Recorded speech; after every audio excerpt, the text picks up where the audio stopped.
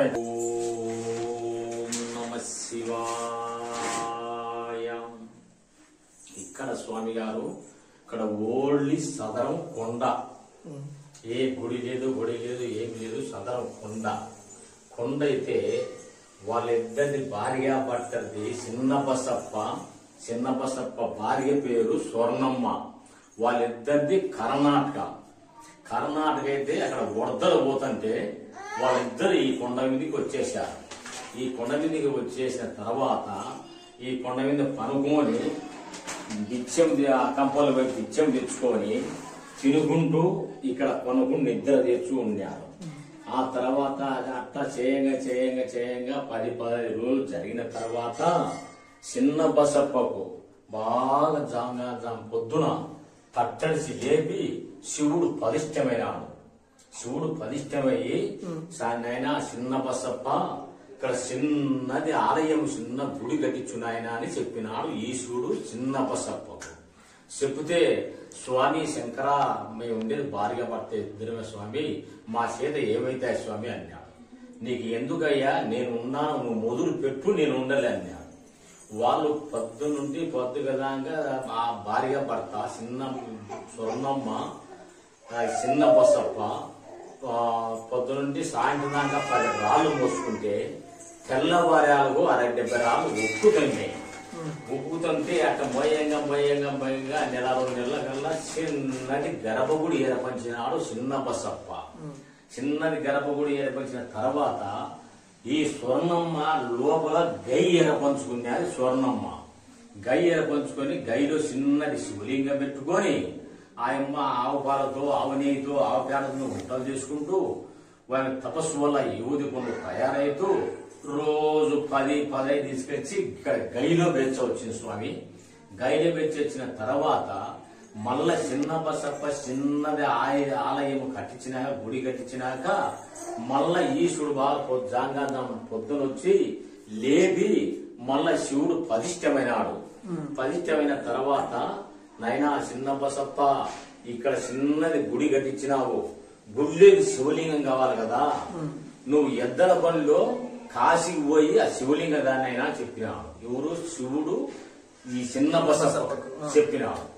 Salle స్వామి అన్నావు. Salle స్వామి అనేటట్టుగా ఆయన ప్రయాణం కట్టే టైంలో అమ్మ స్వర్ణమ్మ 3 నెలలు నిలదప్పినాది. ఎవరు? స్వర్ణమ్మ. అప్పుడు నా మధ్యనే ముసలోళ్ళు ఇద్దరు ఇక్కడికి వచ్చేసారు.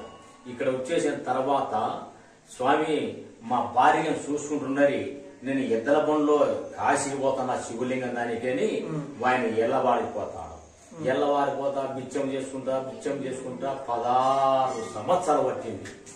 16 సంవత్సరాలు పట్టాకల్లా ఇక్కడ అమ్మ పసివించి కూతురు తల్లి మాత్రం కూతురైంది. తల్లి మాత్రమే కూతురైతే ఆ కూతురి పేరు శివమ్మ.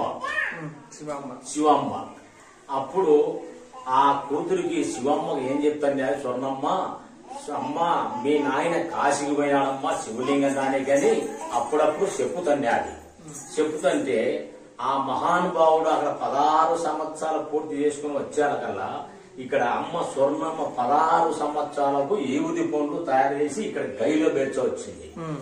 ఆయన 16 సంవత్సరాలు చేసుకుని పైన శివలింగం తీసుకుని ఎద్దల పనిలో వచ్చిన తర్వాత నా మాదిరే ముసలుండి అమ్మమ్మ మా స్వామి వచ్చాడమ్మ అని చెప్పినాడు.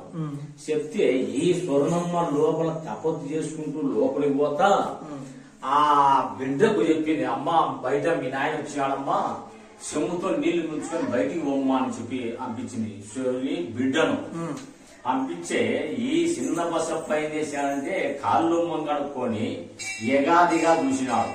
అంత తల్లి మాత్రం పోలికన్యాది కూతురు.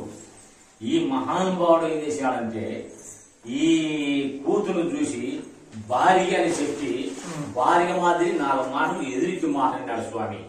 మాట్లాడితే ఆ లోపలికి వచ్చి కూతురు వచ్చి అమ్మ ఏదో సాధు ఈ రకంగా మాట్లాడమ్మా అని అన్నాడు. సాధు ఇట్లా మాట్లాడమ్మా అంటే సాధు కాదమ్మా మీ నాయనమ్మ ఇట్లా పని అని చెప్పినాడు. ఆ చిన్న బసప్ప లోపలికి వచ్చి శివలింగం ఎత్తుకొని వచ్చి స్వామి ఎవరండి కూతురని స్వర్ణమ్మ అడిగినాడు. చిన్న బసప్ప అడిగితే స్వామి మన కూతురే స్వామి అన్నాడు.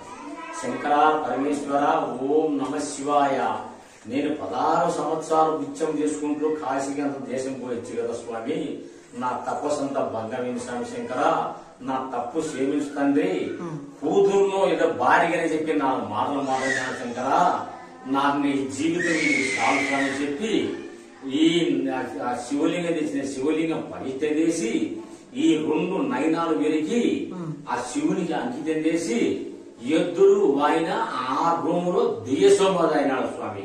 ఆ దియసోమది కలిగి ఈ నయనాలు ఉండే కదా 4 మాటలు మాట్లాడింది. ఈ నయనాలు మహా చెడ్డవి, ఈ నయనాలు నాకు వద్దు స్వామి చెప్పి ఈ నయనాలు వెలికి అక్కడ పెట్టి ఆయన ఎద్దులు ఆయన అక్కడ దియోసోమది అయినాడు స్వామి. అది ఇక్కడ చరిత్ర స్వామి, నయనాల అప్ప చరిత్ర. ఇక్కడ చరిత్ర మొత్తం స్వామి చరిత్ర అంతా ఇది. విభూతి పళ్ళ గురించి ఇది కర్త మొత్తం అంతా అది స్వామి. ఎంత దూరం చేయి పెట్టిన గాని, కట్టె ఎంత జంపును పెట్టిన గాని విభూతి పనులుగా అందవు. అది మహా మహిమ, ఆ తల్లి చేసిన మహిమ, స్వర్ణమ్మ చేసిన మహిమతో ఆ పనులు అందవు స్వామి. అది స్వామి.